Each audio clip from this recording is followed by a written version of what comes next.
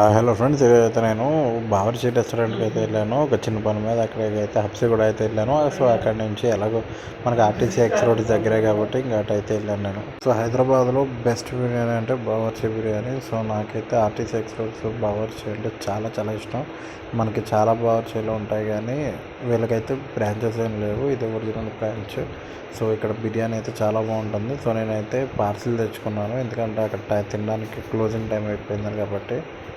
So biryani అయితే తీసుకున్నాను. అబ్బా, ఒక్క ముద్ద పెట్టగానే ఎంత చాలా బాగుంది. నాకైతే చాలా చాలా ఇష్టం నాకు బావర్చి బిర్యానీ అంటే.